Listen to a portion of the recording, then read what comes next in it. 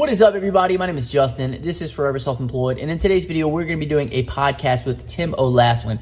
He has a painting business, a vending business, and also a YouTube channel, and he's also worked with creators such as Jamie Farnsworth and Reyes the Entrepreneur, so we're going to figure out how he was able to do that. So this podcast is definitely worth a listen. The first part of it's going to be more about the painting business, how he grew his business in the beginning and everything else to do with that. The middle is going to be about YouTube, and the back end is going to be mostly about vending. So if you guys want to skip around, you can. I'm also going to probably cut this up into smaller segments and post those videos throughout the course of the next however long. So my name is Justin. This is Forever Self-Employed. Make sure you guys check out Tim. I will leave links to him down below in the comment section, and leave a thumbs up on the video and a comment down below if you enjoyed it. Catch you guys later. Peace. All right, Tim, what is up, man? How are you today? Dude, I'm great. How are you? I'm doing well, man. So happy that you could join me on the podcast today. I think this is episode 5. I'm pretty sure. Dude, I'm glad to be here. Thanks for inviting me and having me. Absolutely, man. Awesome. So what I want to talk about today is obviously your painting business, your vending business, your side hustles, and then the YouTube channel. But before we get into that, I wanted you to kind of give us some background and tell us about your music career, and then how that ultimately led you to where you are today. Okay, so starting off with music. So how far back you want to go? So let's see. Just give me like a brief synopsis of like how you got here. All right, a little 30-second rundown. So started a band in like late high school, maybe like junior year, senior year. I was a real athletic at the time, but then I stopped doing sports to pursue the music. So we started a band, couple crappy ones, a few really, really, really crappy ones, and then landed with about 4 of my good buddies. And then we put together some songs, and then graduated high school, jumped in a van, and took off for like 40 days or something like that. And then we played, I think we only missed like 2 or 3 days. So we traveled all the way from California, Central Valley, where I live, all the way to Daytona Beach, and playing a show along the way, and then playing all the way back home. And then we did a couple more up and down California. How'd you guys do that? Did y'all like book them out, or? So yeah, dude, MapQuest. I don't know if you know if y'all just like showed up to venues and were like, "Hey, can we perform tonight?" Or? So basically, like, okay, so say you were gonna book a show at your local bar, right? Well, we were just doing that, but just calling to Florida, Louisiana, wherever we could just call, man. You get an index of clubs, bars, and places that play live music. It was an old website, right? And you just call them, man. Hey, my band's coming through. You guys host live music? And they'd be like, yeah, what date you want? You give them the date that you're coming through. And then you say, hey, can we get like $100? And they're like, yeah, we'll give you $100. And then, or no, we won't give you, well, whatever, just make it work, And then basically each show pays to get to the next show. That's pretty much just how it went, man. It was a cool summer. So didn't you get pretty big with it? You were doing shows, all around the country and stuff? Yeah. So we traveled all around the country playing, and then we got back, and then, I slowed down, and I had my first daughter, right? So I was 19, 20 years old. I had my first daughter. Right. And then we kind of just played locally, like regionally for the longest time. Eventually the band split up, and it's hard to travel. I really wanted to be a dad. So, everybody else wanted to really keep traveling, but it wasn't working out. Then later on, I always had like a hip hop like project in the back burners. And that band we were just talking about was like a skate punk band. Right. And I had this side project, like a hip hop project with a buddy of mine. So once the punk band kind of died out, then I kind of focused on the hip hop stuff. So we wrote a few albums, and then a few years later, we started a little production company with a friend of ours. Mm-hmm. And we just started hiring like headlining acts to come in, and then we charged tickets. And then, hopefully we'd get it was cool because we made a little money. And then on top of that, we, got to play with some of the people we grew up listening to, some people like, we looked up to and stuff. So like, right. For instance, like E40, Too Short, Yin Yang Twins, stuff like that. You pay them to come play, you host the thing, it was cool, man. It was a crazy time in my life for sure. That's awesome. So like were you always in California, or did you go there specifically for music? No. So I grew up here in California. Yeah. Born and raised. Cool. Okay. And then the kind of reason why we talked about the music thing is, the weird thing is that like a lot of the people in the entrepreneurial space also started with music. Cause I know myself, Aaron, we all kind of like were, into music, making music, and just something about that. We all share that same entrepreneurial drive as well. So it's just like it's an interesting dichotomy, if you will. I mean, you almost you kind of have to. A lot. I think there's a lot of similarities. A lot of the boxes get checked off on both, entrepreneurs and musicians. The Right. drive, the hard work for little return for so long. Waiting for the Right. big, the big paycheck or the big payoff, whether it's money or just clout or I whatever it guess we're is. all But dreamers to some extent as well. oh yeah, that's like kind of what I was, last time we were talking about. I was like, I don't think I've grown up yet because I still got a lot of that. Still dreaming, man. Right. And that's why I love YouTube, man, because YouTube gave me a different, like another outlet in order to like be creative and, do different things like the music used to let me do. I don't make as much music as I used to because now I kind of channel that all into the YouTube, you know? Yeah, I did. Honestly, with the YouTube, that's how I started the channel. I started the channel back so long ago, and it was basically just a place for me to put my music. Mhm. So then when I did call ahead to try to book a show, I could just send them a link instead of Right. having to like send a demo tape. Back in the day, it was like mail me a CD. It was like such a headache. You don't know if they get it or whatever, and it was pricey, man. Right. Nowadays, you can just upload us on YouTube, send a link, right? That's free, a free press kit essentially, because we used to pay a photographer, take pictures, print out glossy photos, write up a bio, type it, print it, send you know what I mean? It was crazy, and then Right. by the time you get all of that, the weight of it costing you $2-3 to mail it. Right. And then And for, 9 times out of 10, you just don't even get a reply or anything back. now on the other side though, it's so oversaturated now just because it's so easy. There's not that barrier to entry anymore. Anybody can record anything and throw it up anywhere. So, it's a Yeah, it's so double-edged true. sword. But It was a big game changer, which is kind of why like I backed off of the music a little bit because it right. was like I was a dinosaur, dude, in like a new analog boy in a digital world. Right. I was just like, what? I don't even know. Like everything we used to do that would work wasn't working anymore. Like we used to go out and print flyers, pay a graphic designer, design a flyer, print thousands of flyers, go out, hand them out at the mall and stuff. Mhm. Like that stuff doesn't work. You don't get away. I mean, it doesn't work. So we had to get creative and now it's just, making videos and just making music. Really, I don't even post much of the music onto YouTube anymore. I probably should, but I Absolutely. do use a lot of my music for my background music on my Yeah. videos. Like is your intro? Is that your music? What is that? So there's 50% of the music is like just me, and then like 50% is my buddy Joseph, the guy who was in the hip hop project with that we Right. started back in high school. Mhm. So it's either unused beats or old released music or unreleased music, just whatever I got. I got a giant library of music, like a huge catalog of stuff that's used, unused. And then when I Absolutely. first started, I was like, what the heck? I might as well just use my own music, right? Actually, I think a buddy of mine suggested that. He's like, man, why don't you use your own music? And I was like, Especially with all the copyright stuff, man. You almost can't afford not to. yeah, it's not even a headache. There's no headache at all. So it's great. Yeah. Right. Which is funny because I actually have a copyright claim on one of my videos and it's my song. And I'm just like, I haven't even fought it. I'm like, don't even want to deal with it. I'm just like, whatever. The video doesn't get a whole lot of views or traffic or anything, but Right. And I'm I was pretty like, sure they signed some deal. I forgot who it was. I don't know if it was Trump or they signed some deal about the copyright laws in YouTube. Because people were taking advantage of it. They were like copyrighting like train noises and all kind of stuff.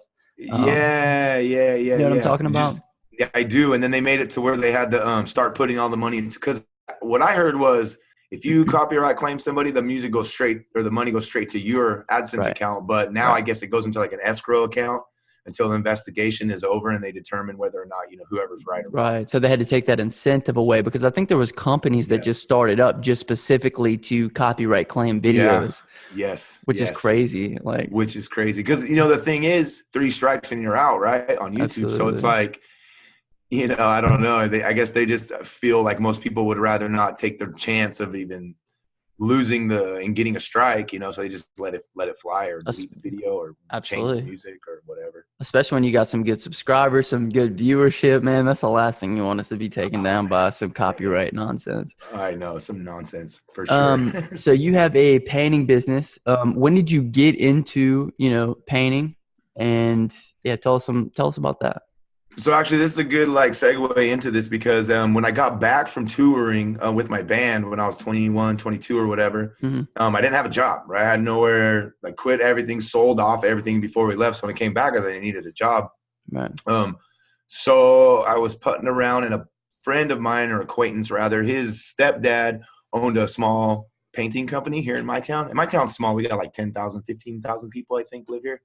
And So every I'm time back. I don't know about other people, but every time I think about California, I just think about like LA, or I think about like the heavy populated areas. Oh no, dude, not even, dude.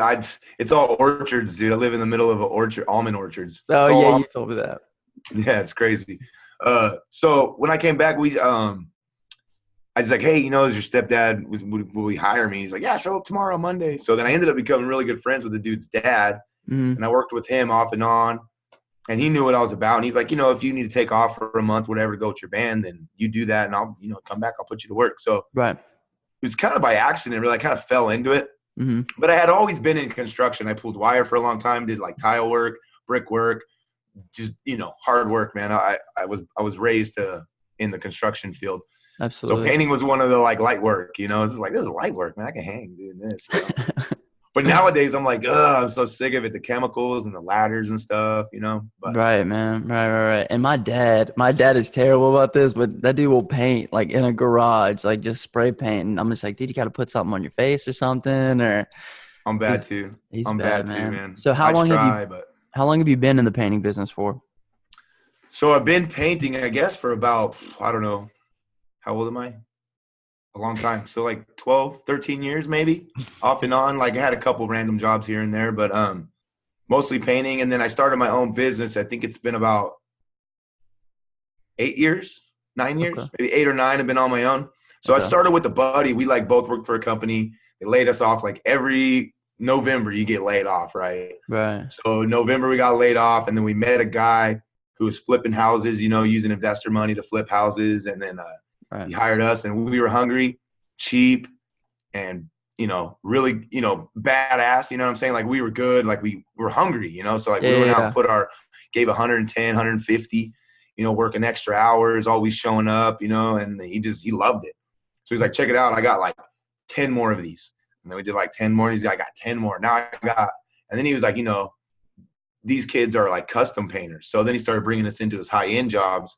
So we weren't even messing with the house flips anymore, because those are no fun, man. It's great to get into a house and make it look awesome. Like Right. go in and everything looks all old and cracked out and messed up. And once you're done, it's like gratifying. You're like, oh yeah, I did that. And there's something about that, man. There's something about that transformation that just is like almost addicting. Like you want that transformation. Oh, dude, it really is. It really is. Just to, Yeah. I did that, man. It's awesome, and it's Right. gonna last for a decade. You know Right. what I'm Right. saying? Like Right. more decades. No, absolutely. Absolutely. So whenever you got your own business, how did you go about getting business when you first started? And then how has it evolved until now? So, first thing we did was got business cards. And so in the beginning, honestly, if I didn't have work, I would put my painter whites on. I had a silk screen. I did silk screening myself back then. So I made a bunch of shirts, Right. like fake company name or whatever on it, phone numbers, some business cards, Vista print, the $10, 100 cards or whatever it was. Of course. And I would just like go out to a diner and have breakfast, whatever I would do. I would just do my day in my painter get up, because eventually you start, hey man, you're a painter, you got a card, you know what I mean? So it was like, that's Right. kind of how I got my name out there. And then you just, go work. I was working, I'll just do time and material, and I would charge them 10, 15 bucks an hour, depending on the job. Right. Or it took me a while to figure out how to like bid jobs. Right. But the way that I learned how to do it was, you just figure out how long it's going to take you. And then you just figure out what you want to make for that, and just kind of go off of that. And then you can kind of adjust it higher and lower. And that's And what then I tell before you, people too, because people always ask me how they bid, how to bid pressure washing jobs and all that. And I just say, go with what you think you should earn first of all. And then after yeah, you do the job, kind of reassess and say, did yeah. I do more work than what I think I've earned, or, vice No, versa. that's exactly right, man. That's what I did right out the gate. I tried so many days. I was like measuring walls and stuff at first, and I was like, man, I don't even know what the heck I'm doing, dude. But then after, and like you do a few, and you feel like, oh, okay, this is like that other one. That other one took me 5 days, so this one take me about 5 days. That's And I like, made man, that much. So. I'll get some criticism on, YouTube and stuff about, quoting pressure washing jobs, quoting landscaping jobs. But man, whenever I first started, there was no YouTube. It wasn't like go to YouTube and search up, how to quote a job. It was like, man, let's go out there. I'll see how much work it is, and then I'll kind of guesstimate what I think I should earn on the work. You know what I mean? Yeah, there was nobody like you or like me out there trying to explain stuff like that back when I started. No way, man. No way. Right. It was just, and I actually, on a couple of jobs, I did the old the gray hat tactic. You know, you go ahead and call, hey, I live over here at so and so address. Going to see if I have you come schedule a paint estimate. You know, Yeah. and it's not my house; it's a job that they want me, you know, to bid. But I know they're not going to be there or whatever. So I'll call some other company, walk around with them, like, okay, that's what they're charging. This is what I'll charge, Really? you know? What? Yeah, dude. I did that 2 times in the beginning, man. Because I was like a big old giant house. You know, I'm like. Like, I don't know, dude. Like, I don't know. It could take me 2 weeks. Like, I don't even know. Like, I need help. Like, I have no clue. Right. But yeah, I called in a couple estimates, man. Had Man, them that come could be out. pretty daunting, man. You gotta have some balls to do some of this stuff, bro. Like, Hey, dude, when you gotta, you know, I mean, you dude, do, man. Like finding jobs, like especially breaking down that barrier. Because I think a lot of times, especially in like today's society, we kind of have like this wall. We don't want to bother people. We don't want to be in the way, and we're kind of unsure of ourselves. So like you going out, having to find the business, how to figure out how to quote, like that's all things, man. Like you just gotta have some balls, man. You just gotta you give it gotta a just go. put yourself out there, which, maybe like, cause you're saying like successful entrepreneurs, and musicians, being a musician, bro, you get rejected All the so much, time. dude. You So put much, man. heart and soul into something. You're like, oh, they're going to love it. And then nobody gives a crap. You know what I'm saying? And it's like, Absolutely. so you become pretty thick skinned, and you're not afraid to put yourself out there. And I think that's one of those like boxes that get checked also in the entrepreneur category. Cause you're like, oh, I've been rejected for years. The answer's already no. So I Right. have no problem, asking, like, or, what I'm saying. You know what I'm trying No, to say. absolutely. And I think another thing that kind of benefits the both of us, especially like in the service industry, is like you're so personable and you're a great guy. And I think a lot of the service industry is kind of on the other side. Like it's kind of people trying to get away with stuff and trying to, people don't trust them because they feel like they're trying to take things from them. So I think that kind of works to our advantage as well. And so, yeah, I don't know. Yeah, you're right though. It's even though we're in this to make money, it really in the bigger picture, it's Hmm. the money is definitely a block, a building block. But you got to keep your customers happy and build friendships because you never know. You never know. You might be working with some guy and you might piss him off, and you never know. He might hire the next guy and he has some like commercial buildings in the Bay Area and he's just got tons of money, and you never know. So I always go the little extra mile for Right. people, and especially in my community. When I work locally in my community, I always give them a little bit of a discount because basically you can't drive a mile and be out of, by the time you're a mile, you're out of town. You were saying do a good job for your customers So because yeah. So basically, the money is a factor, but it's always good to go the extra mile because nowadays with the Facebook and stuff, I pretty much dominate the feed anytime somebody's in search of a painter. Because we have a local town Facebook page, it's a Ripon City Facebook page, and absolutely. that's where people go for plumbers, for landscapers, for everything, for painters. And if somebody puts a post, I'm up there 16 to 20 times, and I get the calls, Exactly. and And I do the same thing, man. If somebody puts up something that I do, I'm known in the area for having good prices, good customer service, and everything else. And people will throw my name into the conversation. They'll throw my business page into the conversation. And that's what I try to tell people on YouTube is that you can be the highest price and you can go out there and make a killing on everybody. But that's, that kind of sticks in people's minds, and people are going to be more liable to price shop on you and things like that. So I think doing a fair job or doing something that's fairly priced, doing a good job and communicating well with your customers, man, it's just going to pay dividends in the end. Yeah. Oh, absolutely. Absolutely. Tell me about the biggest job that you've ever had painting. So the biggest job, that's a great question. There's a couple. So it was a nightmare job too. Okay, we did a job up in Danville, California. If anybody wants to look it up, but it's in the Bay Area. And this job was a complete headache. I think it was like a $30,000 paint job, if I remember right. Holy shit, man. I think that was the estimate. And honestly, I think it ended up being more than that.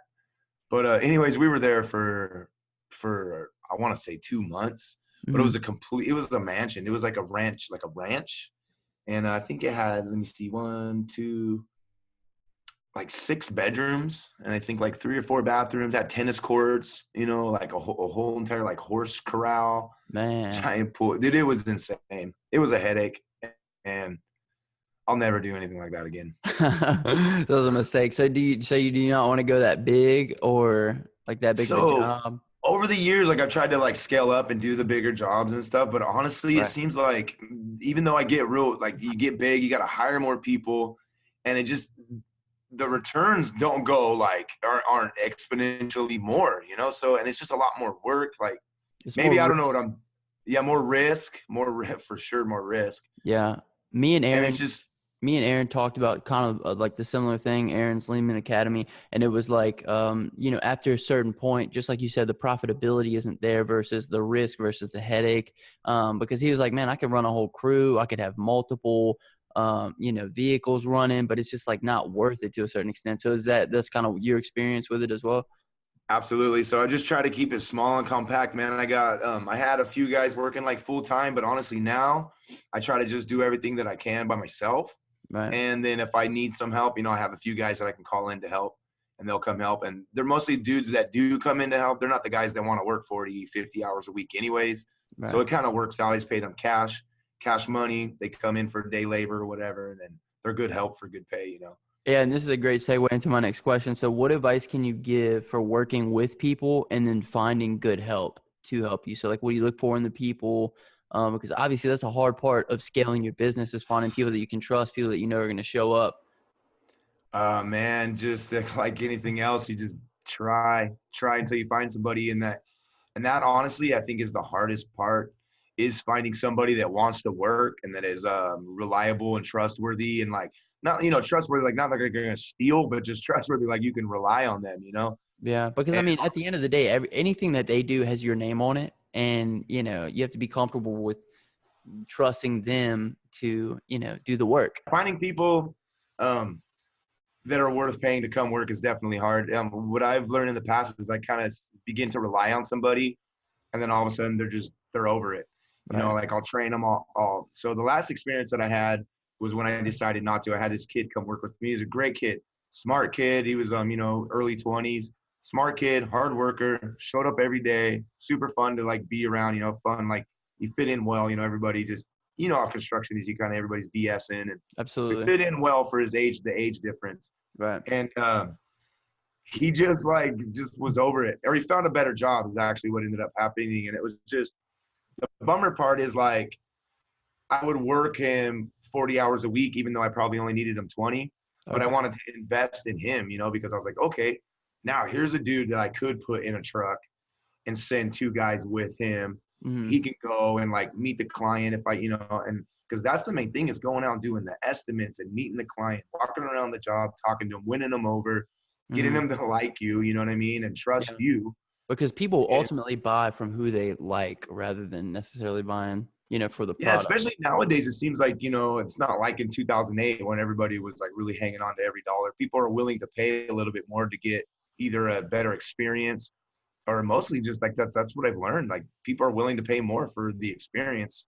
And Right. even if the quality isn't as good or if it's on par with everyone else, if there's a better experience, more people are willing to pay, a little bit more. Right. And plus he's got to know what he's talking about, man, because he's, that's selling, that's business, man. So yeah, Yeah. you're completely right. Somebody who's knowledgeable enough and somebody who's, consumer focused to where they can, talk to them and just present their knowledge in a way that's like, just value based. Like I'm offering all this value. I know all these different Yeah. things. I know exactly what you're saying, man.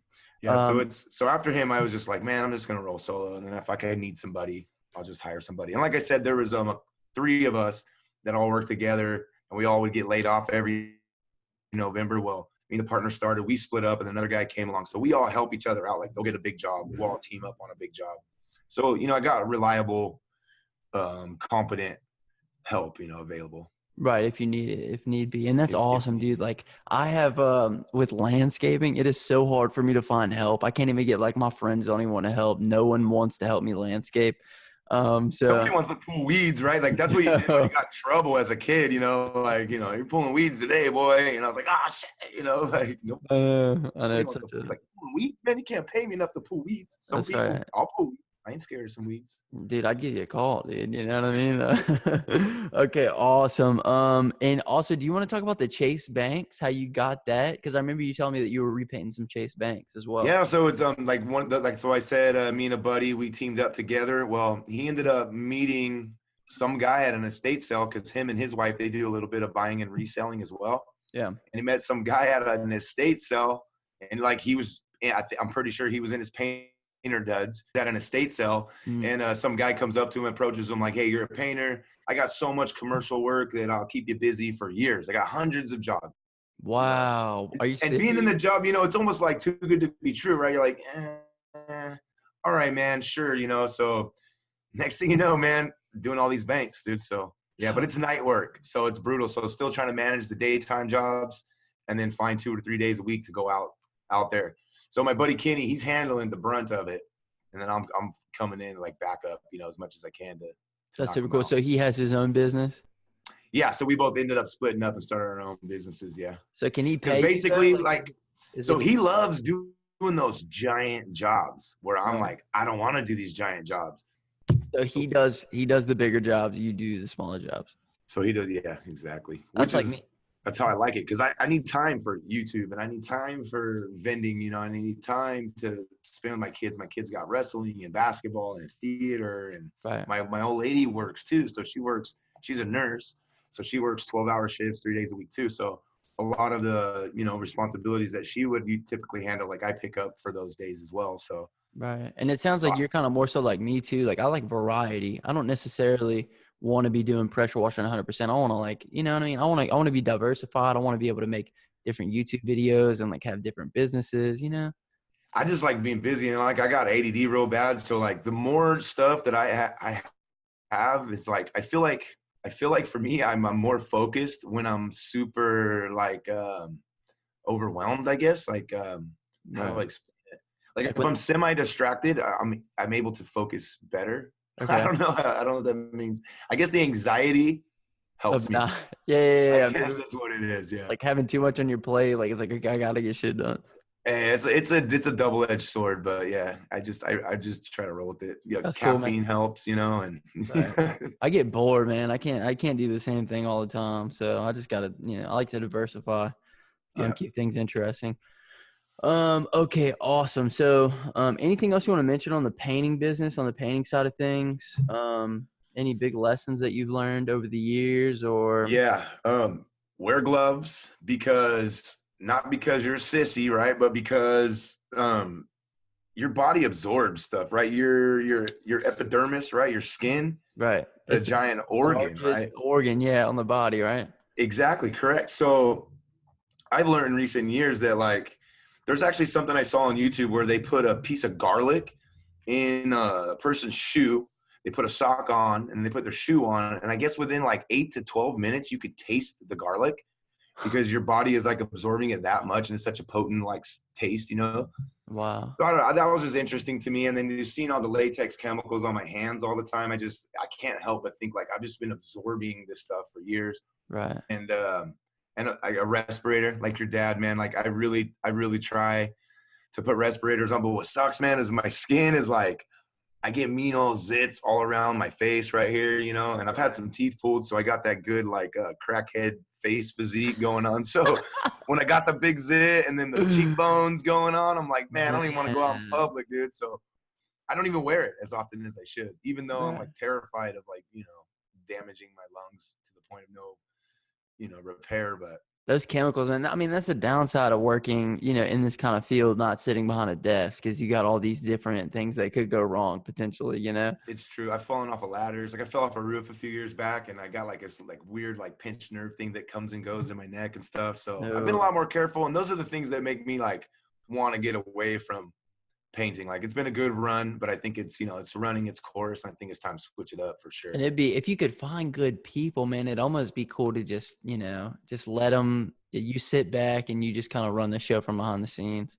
See, the hard part is like a lot of people that are trustworthy, that you can rely on, that are hardworking, are people like you and me, and are people that want to like run it. They want to run it. They want to have something that's their own. You know what I'm saying? So when you get somebody in the door like that, then all of a sudden it's like, well, hey, like I did this whole job. All you did was this and that. And I feel like I need more money, and it just gets real complicated after that. And it's like, unfortunately, that's how it goes. And that's just how it goes. And that's why I don't work for anybody. Cause I'm like, I ain't going to sit here and make you all kinds of money, dude. Like, Absolutely. so I totally empathize with it. And, And then like another question for you, what is the, like I know pressure washing. So like if somebody gets their house and their driveway done 1 year, I know in about a year, it's going to be time to pretty much get that house and that driveway done again.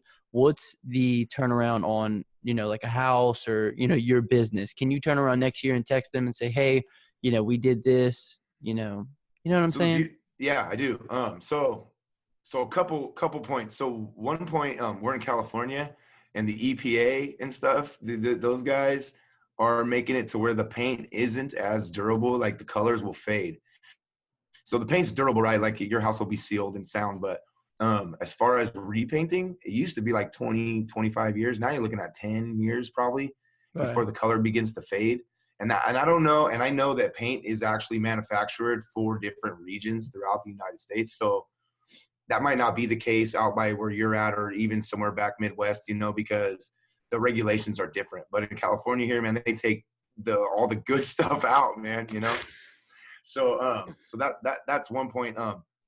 Another thing about painting that's cool is you paint somebody's you go in, you paint somebody's exterior of their house during the summertime. Well, wintertime rolls around, Thanksgiving, they're hosting a party. All of a sudden now they need the inside painted. Or then, you got the cool thing about painting is, right, trends, right? Especially with stuff like Pinterest, right? You got Pinterest and all these home channels and stuff that like the color of the year or whatever. So all of a sudden, so things are always changing, styles and trends and stuff, and people want to keep up with the Joneses. So that's where it's like I'm coming in painting a perfectly good painted house, and they just want the different color. The yellows are out and now it's grays. The grays are in now. Right. Red front door is not the thing now. Now it's a black front door. And so let's say you're painting in like an interior and exterior. Do people move their furniture for you and stuff? Or do you have to kind of like what's the there is no definitive rule, but basically that definitely factors into the price. So if I go into a house, a lot of people call, like, can you just give me a ballpark? One of the very first questions is it empty? Because if it's empty, then obviously I can come in, I could set up a work zone, and get to work, rather than if I got to come move furniture, they're living there. I got to do a section at a time, which means I'm tearing up and tearing down, twice a day.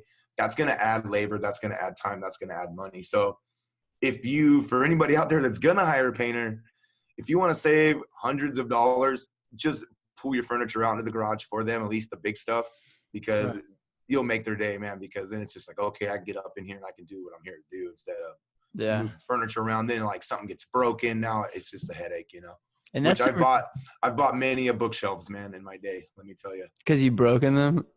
Well, not me, but yeah. Dude, but that's the cool part about painting, is that you can charge them for that. Because, like, dude, so many times I've done people's back porches and stuff, and I guess maybe they don't think about it, or I don't know what it is, but they won't move anything for me. I'll end up having to like move everything off and then move everything back on how it was. It's just kind of yeah, and that just goes, it's something like that. That's like a 50-50. Some people are real considerate, and I think maybe people that have done it themselves are like, oh, here, And that's when you give them a price cut. And if not, you could always throw that in there. You'd be like, hey, pressure wash, it's $500, and then you explain it, I have to move the furniture and stuff, but if you guys want to go ahead and move the furniture, everything away from the wall and do all this, we can drop it down $75 or whatever, Right. And as a painter, you do pressure washing as well, right? Yeah. So we've been pressure washing for a long time. That was like my first job when I got hired on. It was like I was the dude that would go pressure wash the houses. Okay, awesome, man. Because I know that painters take a lot of the pressure washing work away, because when somebody needs something painted, they just go and they have to pressure wash it anyway. So I mean, that's a good thing for the painting business, is that you'd kind of lump pressure washing in there as well. Yeah, I used to do the windows thing too, but now when I do a lot of my local stuff here or higher end jobs, I actually let them know that I have a professional window guy come in and clean, and he just charges me a flat rate of $100, comes and does all the outside windows and cleans them all up. So do you? It's just an extra. It's just no. Well, I do upcharge, but like, you make like a a commission on it, basically. Yeah, well, he gives me work and he's in town and basically just sets me above every other painter in town because Tim's the guy who has a professional window cleaner come in and do your windows. And really, it's an extra $100. I mean, $100 ain't nothing on a $3,000 job. You know what I Oh, mean? of It's course. like, so it's like you throw that in at the end. It's $3,000 price. So I'm about $100-$200 lower than everyone else. Right. But I'm actually giving you a free professional window cleaner is going to come in with his truck and the whole thing looking all legit. Right. He's And then going it to do makes your a world of windows. difference. Yeah. And then what happens, he gets to sell on the inside and then he kicks me down if he gets the inside of the windows. Because there's two sides of the windows, right? Below the line of symmetry, right? So you got the outside done. Well, now I got to do the inside. And so then he'll give me a kickback if he gets inside. Perfect, man. That's awesome. Okay, sweet. Well, I think we pretty much covered painting. What do you like to listen to while you're working? Because I know that's one of my favorite parts about doing the labor is that I get to listen to things while I'm working. So, what's your favorite stuff to listen to? So it's okay. So there's been an evolution of this. So obviously, music was it for years, and it was mostly punk, skate punk, and like old hip hop. Right. And then, classic rock is like the standard on a job site, pretty much, everybody listens to Led Zeppelin and Leonard Skinner, like Right. Eagles and stuff on a job site. But then, I don't know how long or when it took hold. Oh, I do know when it took hold. So there was a podcast a while back called Serial. I don't know if you I've heard of it. Yeah.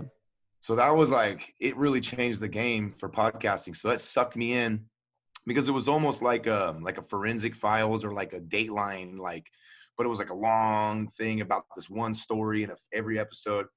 So I got really into the crime podcast, but so yeah, I got really into that, and I was hungry for more. So there's a lot of crime, like true crime podcasts. But then eventually, man, that stuff kind of started getting to me a little bit, like kind of making me just a little depressed, I guess. So I started looking for more, and now I found amazing podcasts, dude. So I got one is called Business Wars. Okay. One is called American Innovations. Another one is called I can look them up. I don't know, but I like the podcast where they're not just like two people talking or whatever, but it's almost like a television show, like something you would watch on History Channel, but it's just audio, right? So they almost reenact like historical scenes. They have like voice actors and stuff. So those ones are the real, and that's like Business Wars. It goes over like competition between two major like hitters, like Netflix and Blockbuster, Nike and Reebok, Puma and Adidas, and it really like breaks down the story in like a 6 to 8 part like series. So those are the kind that I like. Super like cool, about man. one story and a follow. Right. They're easy to digest and hard to wait for new ones, man. Dang, man, that's all. I'm gonna have to check those out. I like to do I'll do a podcast or like an audio book for like the first half of the job, and then like once I start hitting the wall a little bit or getting tired, that's when I crank up the music. Oh, okay. A lot of Joe Rogan too. I listened to a lot of Joe Rogan back in the day. Love Joe Rogan. Yeah, but he gets weird for a while. I can't listen to everything because like sometimes I'm like, man, shut up, So I don't know. He's just weird. I feel like he plays like the middle ground too much. Oh man, he does with everything for the sake of podcasting. But of course, it's just like, eh. But I love the diversity, man. Like you can't go anywhere to get that kind of diversity. He's got super left, super right, super like conspiracy, like just all kind of crazy stuff. And I love Joe Rogan. I think the funny thing is, dude, I didn't hear about Joe Rogan. I mean, obviously I heard about him from Fear Factor, but I didn't know about Joe Rogan podcasting until maybe like 800 or 900 episodes in. And I think that has a lot to say about like not giving up on the whole process of everything. You know what I mean? Oh yeah. That's true. Yeah, because, dude, man, don't give up. Imagine if that dude would have quit at like 400 or 500. If you would have said, you know what, I don't have that big of an audience. Like, dude, he is at 1,100 podcasts right now, and he's getting millions of views, but we only see that. We didn't see whenever he was at like 150, Yeah, another thing that speaks to that too is like people want to wait until they get the good camera, until they get their like stuff set up and all their lights. Dude, have you seen his first podcast? It's just him and like Chris D'Elia playing pool in his basement or something like that. I saw one, and it was like they put little snowflakes on the screen or something. They're just like messing around.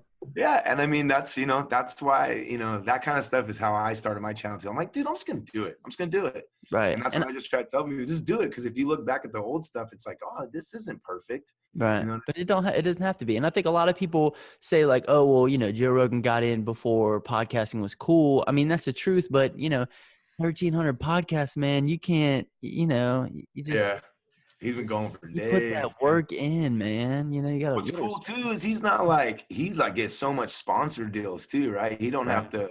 He could drop F-bombs all day long and like really speak how he feels. You don't have to worry about advertisers. You know, that's dope that he could do that. Yeah, so there's just something to be said about that hustle, man. And I think, you know, anybody who's big on YouTube, especially like, you know, you got your Gary V's, your Grant Cardones, and all the people in the business world, they've put in so many efforts, like so many different videos, and that's why it ultimately blew up for them, you know? Yeah, you got to put them in. You got unless you're Jaime Ibanez, right? Dude, his first video, man, took off, dude.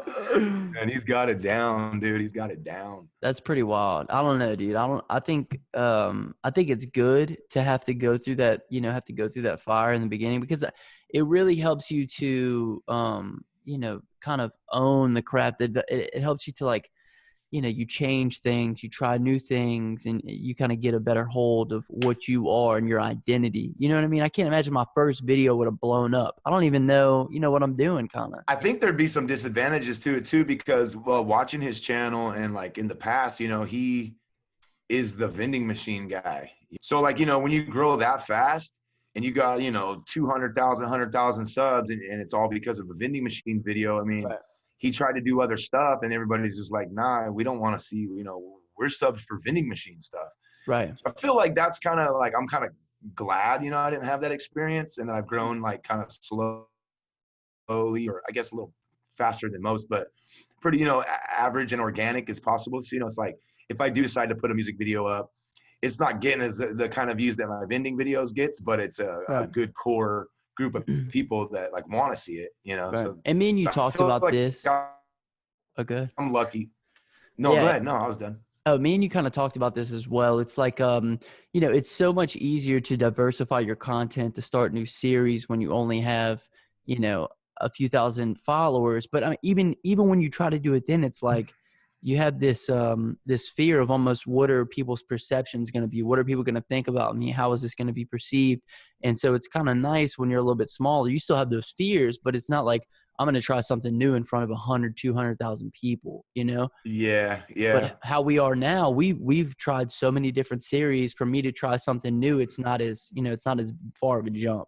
Yeah. You still got people that have been with you for so long that they're like, oh, cool, something new. Right. You know, and then at the end of the day, dude, you don't know these people. I mean, like, I love each and every person who watched my video. Like, I couldn't appreciate them more. But at the end of the day, it's like, we started making these videos more so for us, and you can't control what people think about you, you know? Yeah, that's true. Yeah, that's true.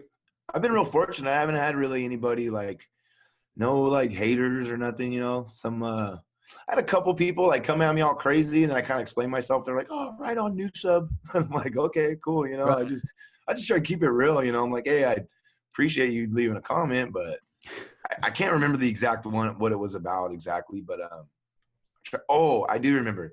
So I locked my keys in my truck on a job. Yeah. And I was in a super hurry. I had to pick my daughter up from theater practice, and it was just this whole day, right? So I was like, I called the fire department, because here in my town, the fire department, you know, they're really close, and it's a small town. So they do stuff like, if you lock your keys in your car, they'll come down and pop the door for you. Mm-hmm. So I was thinking, maybe, because I called the tow truck and they were like an hour and a half out. I was like, I can't wait that long. So I was this close to breaking the window, man. I think I actually have it's on one of my videos. And then I called the fire department. They were more than happy to come out and help me out. And then some dude was just like, let me have it. He's like, hey, I'm a tow truck driver, and that was BS. I think you should have just paid the $60 and blah, blah, blah. And I just explained to him, like, you know, it was more of not a money situation. It was a time situation. Like, it was semi-emergency, man. And when I did call, I was like, hey, I made it seem like if you guys are available, you know what I'm saying? Because most of the time dudes are chilling, looking for something to do anyways, right? Right. So when they got there, they seemed more than happy, because they got to bust my balls, you know, like about me locking my own keys. So I think, you know, they were happy to come out just to give me a hard time and help me out at the same time. So, man, I locked the keys in my van so many times, man. I had to buy a key and just hide it underneath the wheel well. But just in regards to people saying mean stuff, man, it's gonna happen. I've had multiple people tell me that I'm single-handedly ruining the entire pressure washing industry. Like, literally, they will tell me I'm ruining the industry. So, I mean, dang, you got a lot of power there, dude. I didn't know you had so much power, dude. Come on, baby. It's all guys crumbling. You see these That's hands good. right You see here? these hands? These are the ones That's- responsible for this. Dude, you should Um, take a picture with the glove, the Thanos glove, and right. just put like the power washing industry and just have it like Yeah, yeah, fading yeah, away. yeah, yeah. Which is funny, man, but it's time. It's All right, so hilarious. this is a great segue because we kind of got into YouTube a little bit, and I definitely want to talk to you about YouTube because we're both two creators, coming up. So, talk about your YouTube channel and what made you want to get started making videos on YouTube. Okay, so there's kind of two reasons I started. So like I think I talked about this earlier. The first reason I started was just a place to put my music to share with people. Right. And that was in 2012. And so the first video on my channel is like an old music video we made back in the day. Mhm. But then just this year, 2018 in January, my daughter was actually in the hospital for a short stay, and I had to cancel a job. And I was just thinking like, there's got to be a way for me to make money while I'm sitting out here in the hospital, So I started, Google how to make money online. And then, eventually it led me down into YouTube. Mm-hmm. And so I was like, all right, I'm going to try this YouTube thing out. So I started with, first I take that back. So the first thing I started with was eBay. So I have a big, vast record collection, right? And I have like doubles and a lot of records I don't listen to. I've just got over the years. So I thought, and vinyl was real big this last year. So I was like, I'm going to start to sell some vinyl. Dude, it worked. It worked so well. I was surprised. Really? So I started selling more and more stuff. So I made quite a bit of money on there. And while I was doing that, I was like looking around at other channels on like buying and reselling and eBay channels. And then I kind of realized like these guys are just like regular people like me, dude, just going out, and they're also making videos, right? And some of the videos aren't really that great. They're just like normal foot. I mean, not to say that they're bad, but I'm just saying in comparison to the high production, like videos that are out there, people with 10 million, 20 million subs, and like, Absolutely. It just opened my eyes to a whole new area of YouTube that I had no idea really existed, honestly, Mm-hmm. because before that I thought it was like Cash Me Outside and hide in your house and nobody got time for that. I thought that was all YouTube really was. And then like, you need to change an alternator, you go watch a video and change your alternator, right? Right.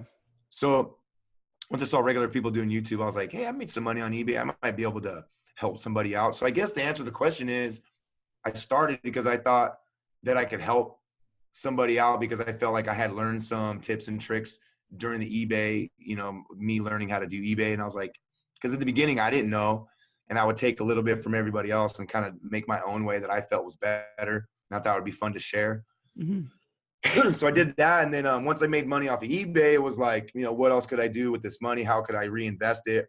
And I guess vending was popping off at the time. And then they like led me into vending. And then literally overnight, I went and bought 2 vending machines the very next day. And then I watched a whole bunch of vending machine videos. And then I decided I'm going to make my channel like vending machine. I'm going to go hard on the vending machine channel because I would watch the other channels. And there was always something that I wanted them to show or wanted to see or wanted them to like explain or something. So I was like, I'm just going to make that video, like I'm going to make the video of like, just everything about it. You know what I mean? Cause I was like, after I got the machines, I'm like, oh, Vindo 407, just like anything Toyota 95 Corolla water pump removal. Like, so I'm looking up that for a vending machine and it's like nothing is out there. So I'm like, oh man. So that's just kind of, I was like, maybe, and I didn't know anything about vending, dude, whatsoever. All I knew is I wanted to buy some machines and make some money. You started with eBay reselling? Started with eBay reselling records, yeah. And then I made a few grand on that, and then I just, dumped it into vending machines. No, but you were doing YouTube videos of the eBay selling them? Yeah, so I had about maybe like 10 videos, like a couple yard sale video, like sourcing at yard sales, and then like how I ship my records and just different things that I learned, like ways to save money and just different methods. And yeah. How funny is that, man? I think the Jaime Reyes vending videos really brought like a whole new wave of, because that's what got me into it, man. I was, I've been running my businesses for a few years and I've been doing this stuff, man, working hard every day for a long time. I see these people posting, vending videos online, and I'm like, dude, let's go, man. I do this every day. Had I known that it was gonna be this popular, I would have done it, years ago. Yeah, that's crazy, right? So I just started turning on the camera, man. I was like, let's get it.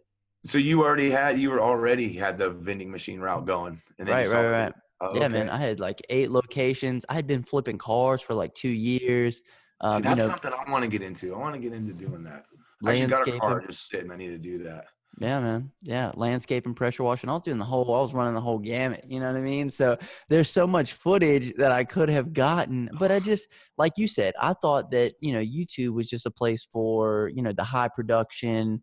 I'd see people every now and then that didn't have as high production, but I was like, who's really going to be interested in watching people work, or who's going to be interested in, my journey, making money, but Yeah.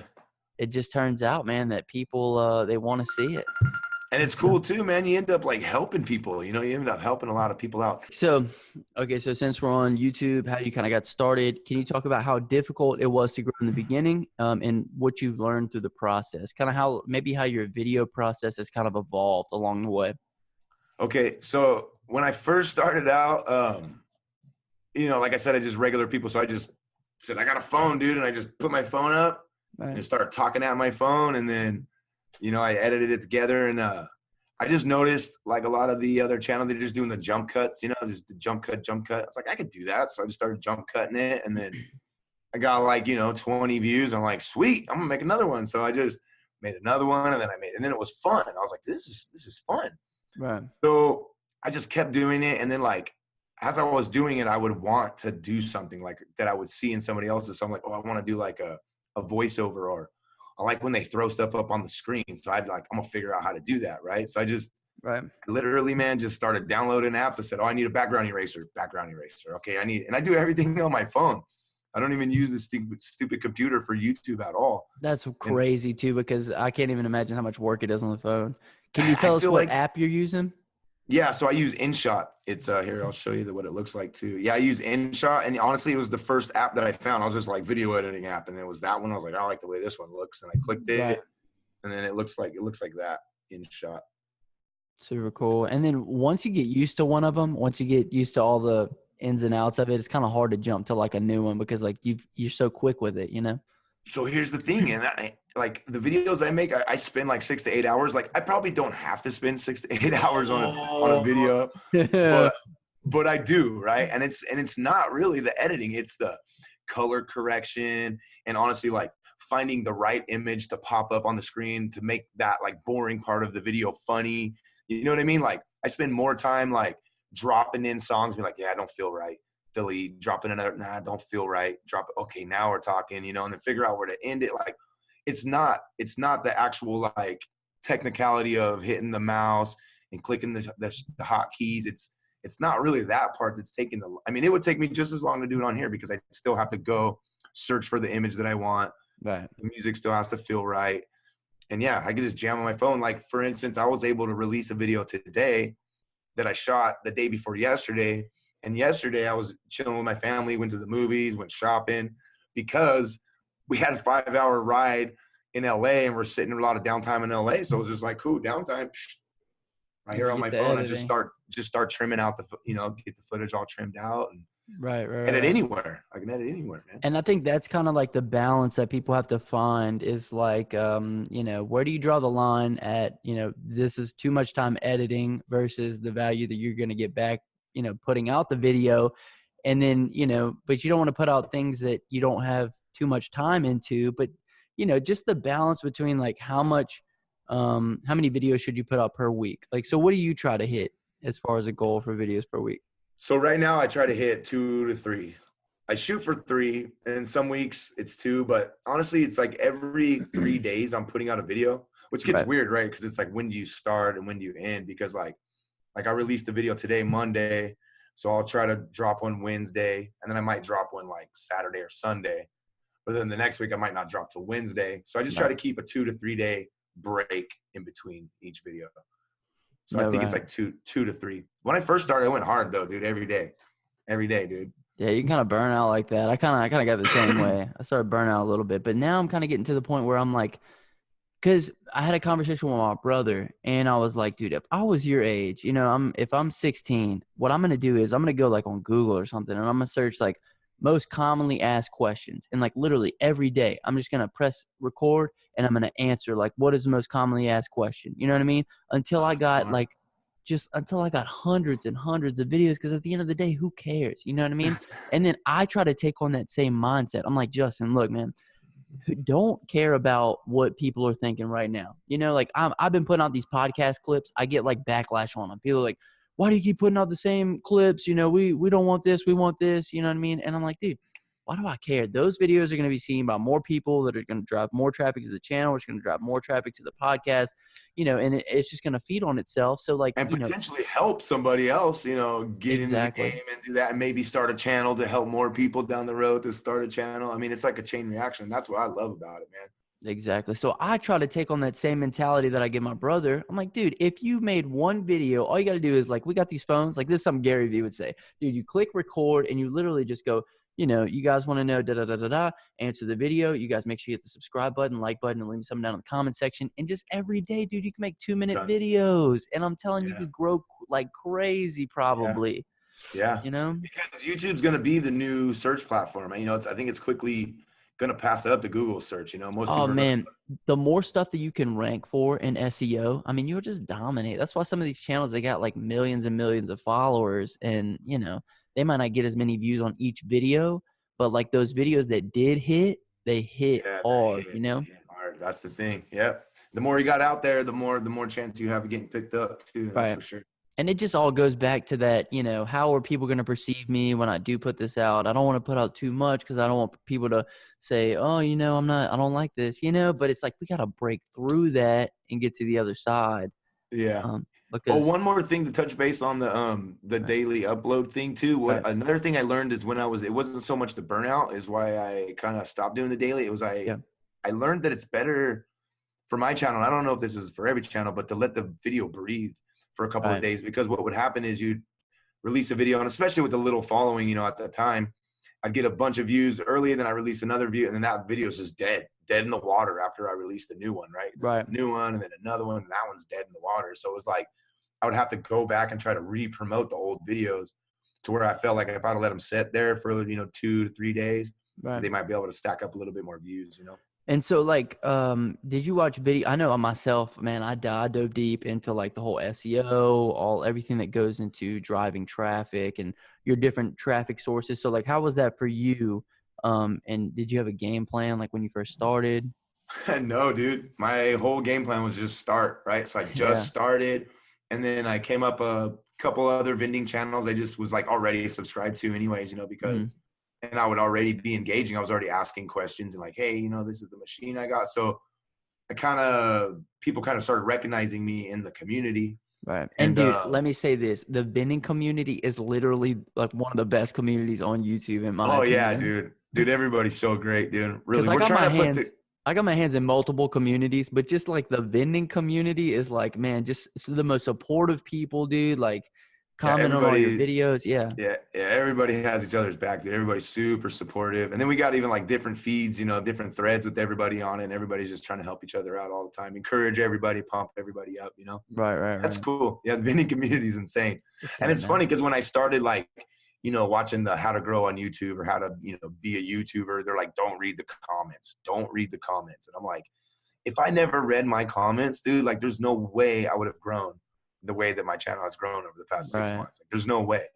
So you have to, you gotta read them enough to know what's going on, but you can't let what they say dictate your actions, you know? Yeah. And I think the type of the niche of the channel depends, the genre of the channel depends too. I mean, if you're out there just doing like challenges and stuff, you probably don't need to be reading the comments. But if you're doing something like us, where we're trying to like reach a person, I think it's important to read the comments. Right. And that's the cool thing with these podcast videos. I mean, we're kind of going deep into like our YouTube strategies and stuff, but dude, I want to be able to break down these podcast videos into multiple different segments. And I think that people need to experiment a little bit more. Those clips channels, like the JRE clips, the H3H3 clips, man, I love watching those videos. I love getting the little, you know, snippets from the podcast, but I think, like even this one, I could break this podcast into 3 different podcasts. I could do the painting business, your YouTube channel, and then the vending business. So it's just all about playing with it and kind of seeing what works. I'll listen. I'll listen. I appreciate I you, bro. already do anyway. So Yeah, I appreciate you, bro. So tell us about, because you just put out a video with Reyes today. Tell us about how it was, what it was like to work with Reyes, and then also how you got that opportunity, because that was super cool when you told me about it. Okay, yeah. So this is a good transition because that was kind of my strategy, was to collab. That was like, once I figured out, okay, how am I gonna grow? Collabing is the way to go. So I like joined some like random sites that like said you could like meet people in your area, but I don't think anybody uses them, so I couldn't find anybody. Right. And then dude, Reyes, I was watching Reyes because I found him with the eBay stuff because he was doing eBay, and then I found him with the vending because he was doing the vending. Right. So I was already following him, and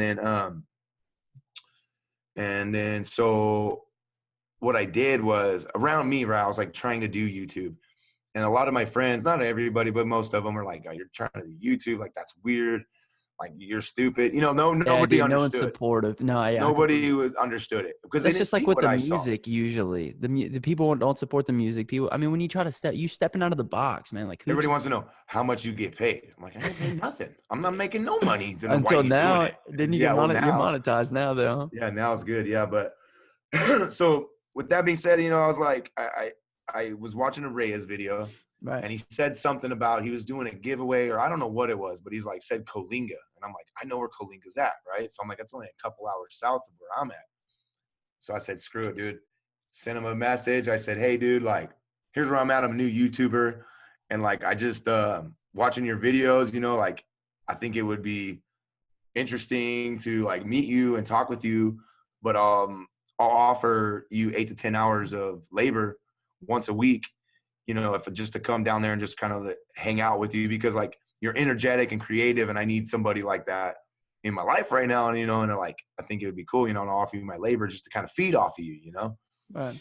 So he was like, I don't really need the help and blah, blah, blah. So a couple months went by, or a month or whatever. And then, I hit him up again. Hey, the offer still stands, man, blah, blah, blah. Well, then I had got my vending machines. I was having problems, and I reached out to AFC Vending, Jamie Farnsworth. And yeah, we got to talk about him in a second as well. Okay, so yeah, so I asked him. I asked him. I said, hey, I have a couple well-formulated questions, and I think it would take like 5 minutes of your time. I just need a quick answer, So I texted him. He called me right away, like Messenger. So I was like, oh my God, he called me. So it was weird because, he's a big YouTuber, and I was like, this is crazy. Dude, and I get a bunch of messages on Instagram. I hate texting out long replies. So like, I've done that before too. I'll just like call people. I'm just like, dude, what's up, man? Like, let's just talk face to face for a second. But my bad. Yeah, that's cool. And that was the best part, so that was the main thing, is I didn't want to waste his time. Right. So I wrote a long thing. I said, hey, I have a couple questions, and I think I have the right questions to ask in order to use the least amount of time. And he just called me. So he helped me with my machine. And then I gave him a little shout out in a video, which didn't matter. I had like 200 subs, maybe 150 subs at the time. Yeah. So fast forward from that, maybe a few weeks. Now it's May 9th. It's actually my birthday. It's May 9th. I'm at work, painting a house, got a whole crew of guys.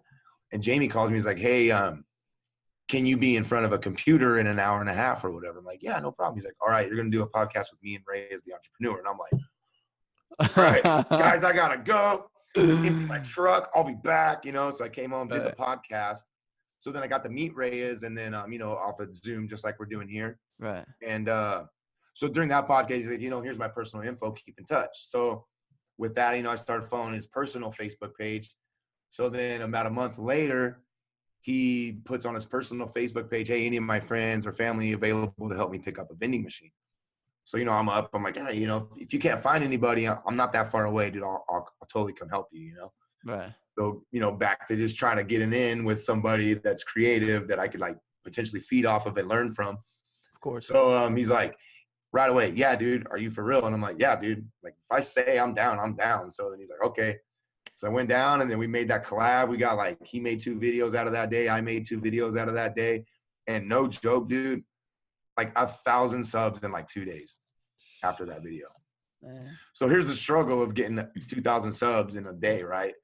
When your channel's only 2 months old, you got a long ways to go to get that reach time, that watch time, dude. And it is like torture, man. You're watching every video. Oh, only 1,500 minutes watch time.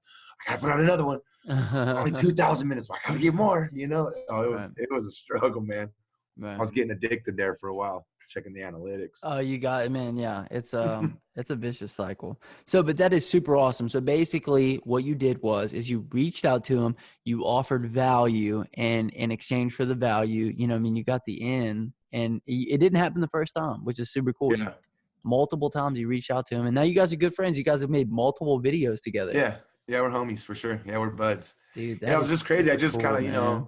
just put my resume on the top of the stack, I guess. So it's like, Right. I just separated my name out of a sea of names, just by like being in his DM like 3 times. You know what I mean? Right. It was like he recognized my name. And the cool thing too is, man, I've made so many good friends like off of YouTube, just like-minded people. I think Dude, it's the best place to find like-minded people is fellow YouTubers. Yes, dude. And like I was saying, that was a struggle in the beginning. Was like, man, I don't have any like-minded people around me. And then YouTube, now I got a handfuls of people that I could call and be like, hey, ask them like entrepreneurial questions or like, what's up, kiddo? Or, YouTube advice or anything. And it's just, dude, it's crazy. YouTube's an awesome place, man. And it's weird, man. I'm and like trying to I know exactly what position you're coming from, because like I'm trying to get this guy. Did you see the video on YouTube? It's like the 40-year-old who quit his job at Popeyes. Nah. You didn't see it? It went viral. No. It's like over 1 million, probably has like 2 million views on it. Anyway, there's this guy that like he's homeless, but he lives in his van.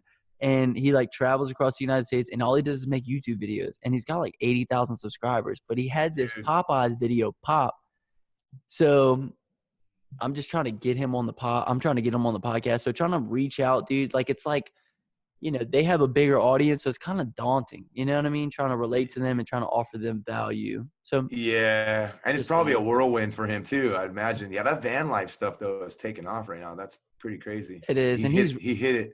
He's rough around the edges, man, but he's just a funny dude, and he's very likable just because he's very honest and blunt, Yeah, so anyway, cool. I'm trying to get him on the podcast, but I just I know what that's like. So anyway, super awesome how you worked with Reyes. So who else have you collabed with on YouTube?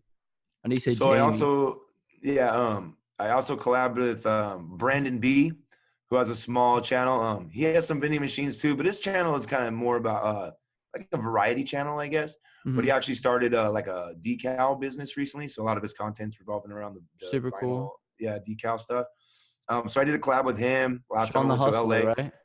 And Sean the Hustler too. Yeah, I did a collab with him. Yeah, went out and met with him. He's super dude. He's such a good dude, man. He taught me a lot. It was cool to go hands-on on a vending route with somebody who's been running like a real vending route. I mean, I got 2 locations. I don't know if you can call it a route, but he took me out. And he showed me the ropes, taught me a lot of good, like just small things that I would have took years to learn. And he's just like, hey, Yeah, man, you run that route long enough, you pull some tricks, Yeah, just like with anything, man. Yeah, no, absolutely.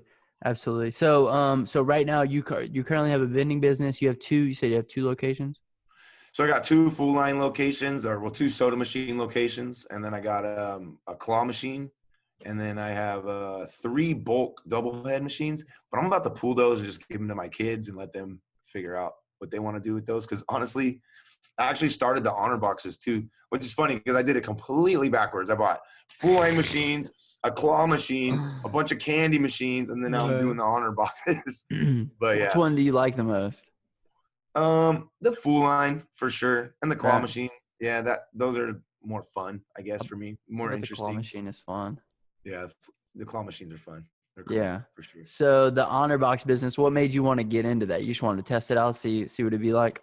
So it goes back to like when I was talking about starting my vending machine like channel, was like there's stuff that I'm not seeing. Like I want to see, like I just want to see more. So I'm like, I'll just get them and then I'll figure it out. Like. So for instance, like I know like they donate and stuff, and I was like, oh man, they should totally do donation videos. So I'm like, I'll do donation videos, and then it's like, right, yeah, I just want to try it out, man, and give back, to the community, help out. Also get some good content, it's all get some content was definitely a factor in that, and then also a factor in helping out the homie, Dominic Barbado. It's his little startup, so okay, help out somebody else in the vending community, allow to get some more content. Help donating to charity, like a legit charity, and yeah, and just learn more and meet more people. And honestly, another big factor was I figured it was easy because they say like getting an honor box location is really simple, which I've learned that it is crazy simple, right? So it's a great way to get your foot in the door to place, let's say, a bulk machine Right. or a full line machine in the snack room per se or whatever, because these little boxes take up very small real estate. Right. So when I was placing them, I was like, oh, cool. Now I'm in the door. I could probably sell them on a candy machine, you know, because I got a Right. bunch sitting here. They're not really doing that well. So yeah, it's something to keep in mind. If anybody's out there got a few $100 and they want to get into the game, I would advise to do the honor boxes, man. The turnaround's great. There is some theft, but you know, if you get the good locations and you got some money coming in, then you can get your bulk machine going, and then you already have locations. So it's like, Right. And it's a good test. It's, you know, it's not, you don't have to pay a bunch of money to get into it. And, you know, you can kind of see if this is the type of business that you want to get into and whether or not you can keep up with it and everything else that comes with that. Yeah, I got lucky and I got 2 good machines for about $800. So I was lucky. I mean, I had some problems with them, but they were all operator errors, like stuff that I did to them, thinking I was doing the right thing and it wasn't. So it's like, and I would curse the dude, but every time I called him, he'd come out and he'd help me and he'd walk me through. So it was cool. Oh, Man. that's awesome, man. I didn't have to pay thousands of dollars to get my 2 first machines. So it was pretty. Yeah. Pretty I'm rare. glad that I'm glad that Vending got me like going in the YouTube game because, you know, I kind of jumped in when Vending was popping, but Vending for me, man, it's just not, that juice isn't worth the squeeze anymore for me, in my opinion. It's just like, once you got a location, man, it's just nothing but, you know, you only hear when things go wrong. You only hear when the machine takes the money. It's not like, I like to do a transaction with somebody, provide a good service. They're like appreciate, I see. Yeah, and then I'll be on my way. You know what I mean? Yeah. There's no like, hey, thanks for restocking the machine, man. You know? Thank you so much. We love this. No, it's always like the machine took my money and Yeah, exactly. Hey, we want different drinks in here, man. Like, everybody thinks you're getting rich off of them, which is stupid. Because I mean, they look at the prices. I mean, it's $1. Yeah, it's $1. Try raising the prices. Try going up on your drinks and see what happens. I know. I'm about to in January. Because I had one location where I had all kinds of problems. The machine was not working right. Like I said, user error, or operator error.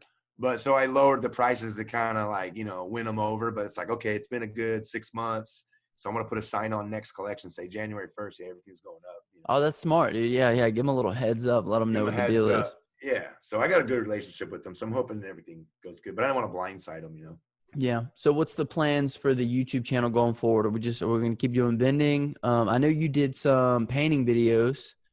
So yeah, I've been starting to do some painting videos. The hard thing about the painting videos is a lot of times it's hard to set up a decent shot to see progress. So the last few jobs I've been doing is like white on white, right? So it's like there's no content there. You know what I mean? So I'm like, I'm not gonna do those videos.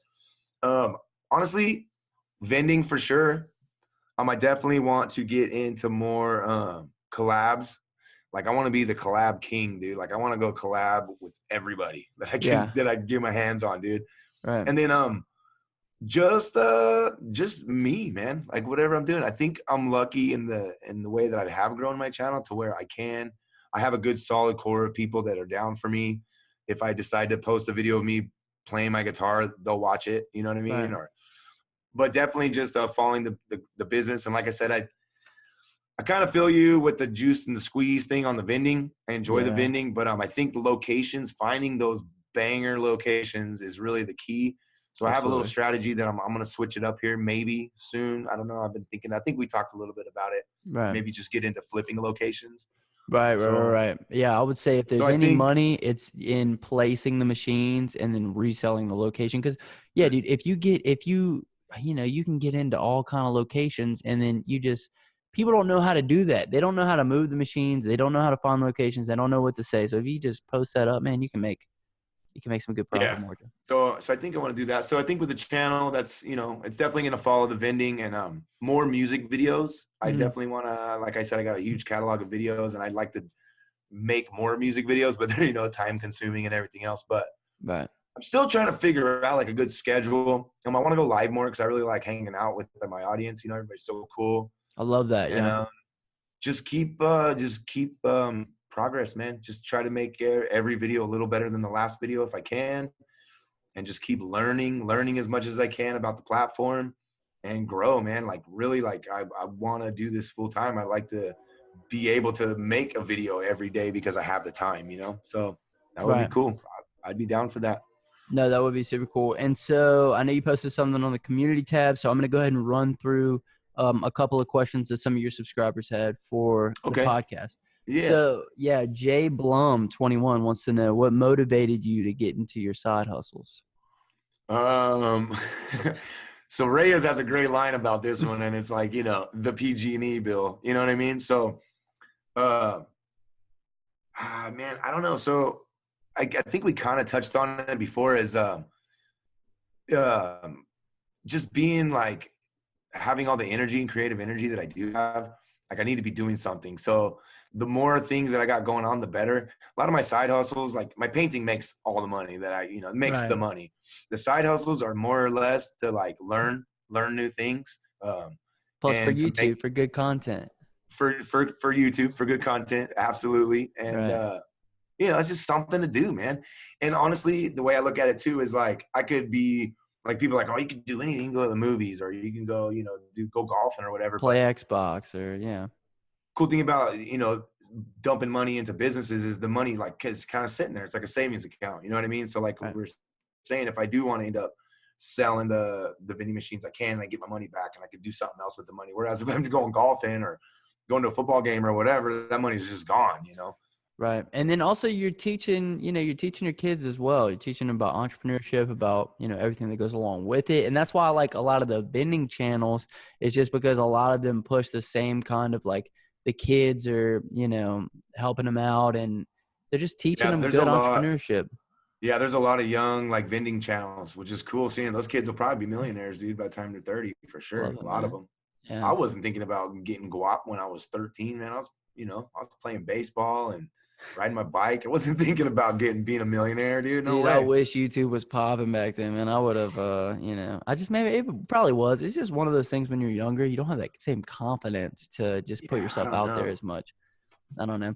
Okay, so let's get into the next one. Charles Kaiser says, how big do you see your vending machine business getting, and what are your plans with future endeavors? So vending machine business, how big do I plan on it getting? Big enough to where all I have to do is vending and YouTube. That would be awesome, right? So I just go out every day. Get it to that point? Yeah, I think I could, but it would require a lot of like sacrifices in other areas. Right. But yeah, I'd like to get my vending channel or my vending business into some 24-hour locations, like some factories. Yeah. I think that I could be doing well. And that's kind of what I was talking about, flipping the machine. So I guess the vending machine plan is to keep going where it's going now. I'm still teetering on selling my locations, buying new machines, and trying to find new banger locations. Right. And then what was the second part of that question? Your plans for the future endeavors. So I guess we kind of talked on that. Yeah, we kind of, I'm trying to blow up my YouTube channel. Yeah, man. And then, the cool thing about YouTube is diverse. You can have multiple streams of income. It's just all about, I don't know, getting the views, man, and just, I don't know. Yeah, just putting yourself out there, just doing it, really. Yeah, the thing that's kind of bad about YouTube that I don't like necessarily is once you get to a certain point, it's just like you just want more and more views, and you forget that like behind all the views are like actual people, and like I think it's important to keep that first and foremost, Yeah, I do. That's something I often remind myself. Like if I get like 100 views, that's 100 people, dude. 100 you know what I mean? people, absolutely. And even you get 10 comments, that's still 10 people. I played shows to less than 10 people. You know what I mean? So it's like, and 10 people. I watch tons of YouTube, dude. I don't comment on every video, I comment on maybe 5 or 10%, maybe. And so the last question is, ever thought of quitting vending machines? So not quitting, but definitely re-strategizing. And I think, we kind of talked about that, flipping the locations. Absolutely. Quitting bulk, I might see in the near future for sure. Yeah, like I said, juice, not necessarily with the squeeze. Plus, it's not your main thing, and it takes a lot of time. Bulk vending is, moving the machines, maintenance on the machine. Something's always going wrong. It's just, it's rough, man. And unless you got a lot of money and you can buy like really, really nice machines, and you got a lot of time. If that was your full-time gig, I mean, I could see you, doing things different. But it is what it is. And honestly, I'll probably never get it. I'll probably always just keep doing what I'm doing because it's just I guess it's what I've settled into, Absolutely. All right, Tim. Well, that pretty much wraps it up. Do you want to give any last words, maybe of encouragement, last words of So anything? yeah, I got a line. I don't know if I stole it or where it came from, but it's definitely something I remind myself of a lot. And it's just, progress, then perfection. You know what I mean? Just keep moving forward. Don't be worried about being 100% on like if you want to try something, because you'll get there. If you want to try something, just try it. Just get out there, do it. If you're on the fence, just jump, man. Just do it. You can always climb back over. You know what I mean? For sure. For sure.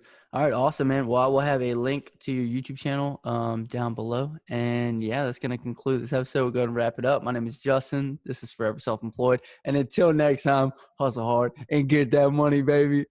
Peace.